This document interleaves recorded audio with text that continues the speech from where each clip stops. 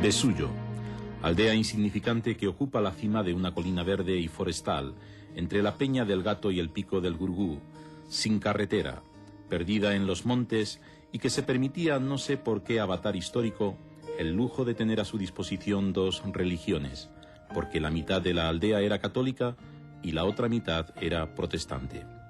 Así describe el dramaturgo español Alejandro Casona la situación de Vesullo a finales del siglo XIX. Es aquí, en Vesullo, que nace la primera iglesia evangélica asturiana. Yo nací aquí en esta casa. Cuando yo nací ya existía la iglesia evangélica aquí. Mi padre era el que dirigía los cultos. Éramos unos 20. Ahora ya que nos quedamos 2 solamente. Pues vengan conmigo que voy a enseñarles dónde hacíamos el culto.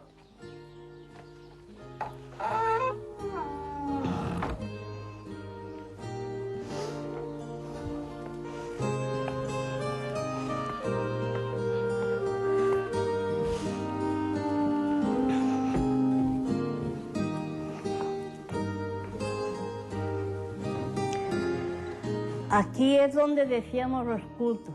Mi padre es el que lo dirigía y nosotros leíamos la Biblia, cantábamos y después orábamos.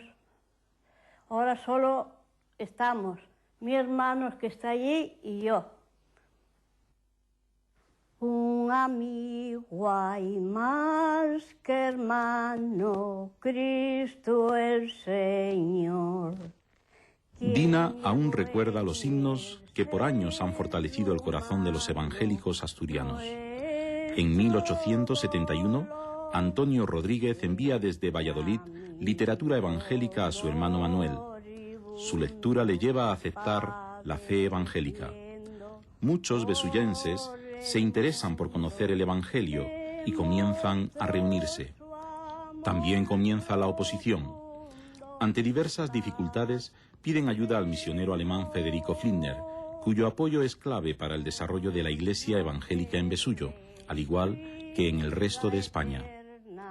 Cristo el Señor, todo aquel que quiera venga.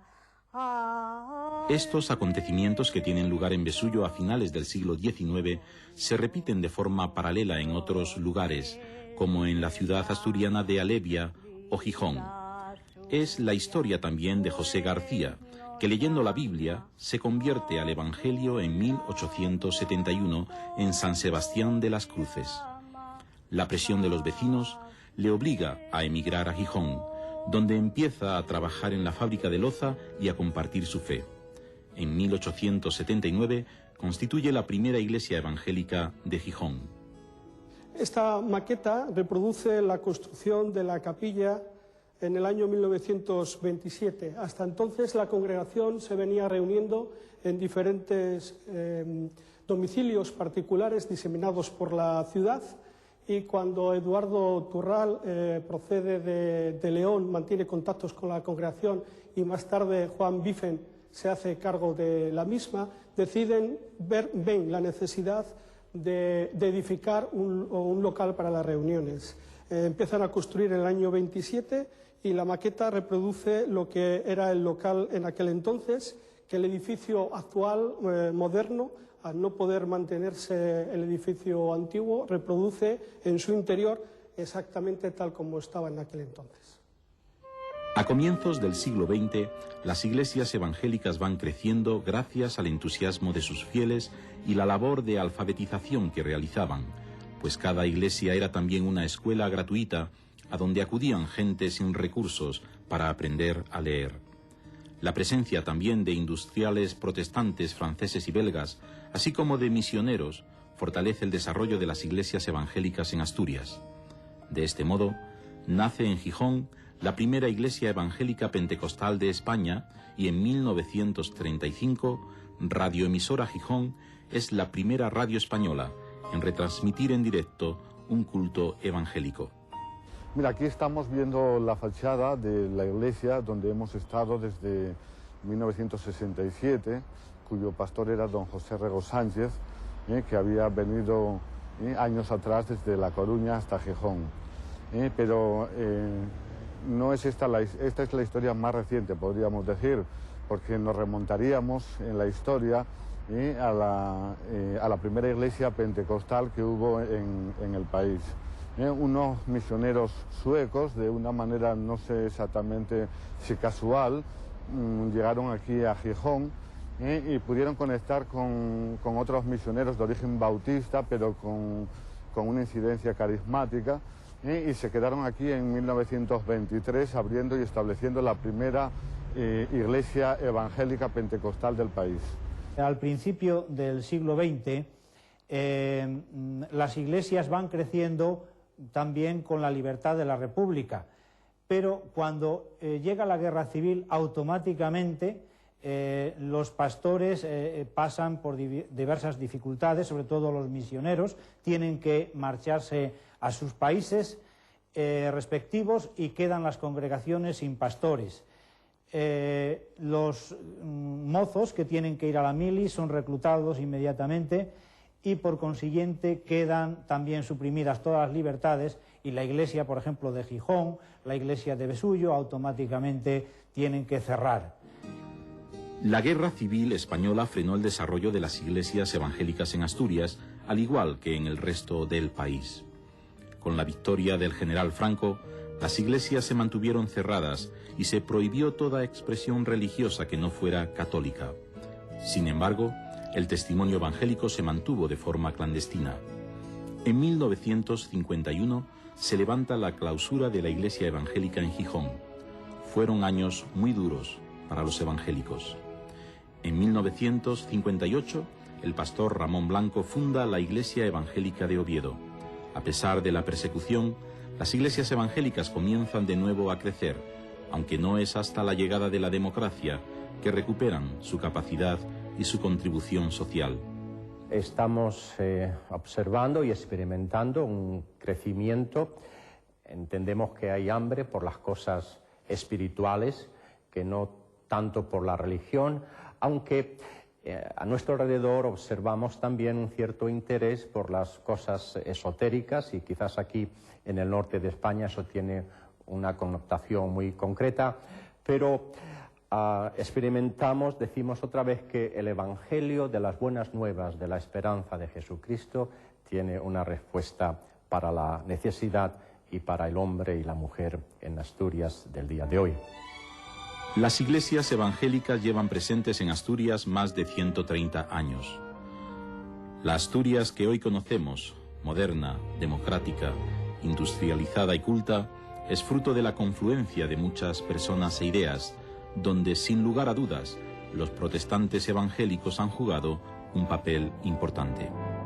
La contribución de los protestantes en Asturias es realmente una contribución fascinante. Quizá no se haya hecho una contribución tan grande en toda España. Aquí, a partir de 1837, por ejemplo, cuando viene Borro distribuyendo en sus toneles de madera estas Biblias que tengo yo aquí, y después anteriormente había venido también Joseph Tausen, que era un médico, un misionero, un hombre que traía también prospectaba para las grandes empresas de su país, y vio que Asturias era el sitio ideal para que viniesen las grandes empresas, e inmediatamente empiezan a venir los calvinistas, los hugonotes franceses y belgas, y empiezan a establecer aquí las grandes industrias que transformarían toda la sociedad asturiana en el siglo XIX. Besullo significa para la obra evangélica en Asturias el exponente más claro de los efectos que puede producir el Evangelio en una sociedad concreta.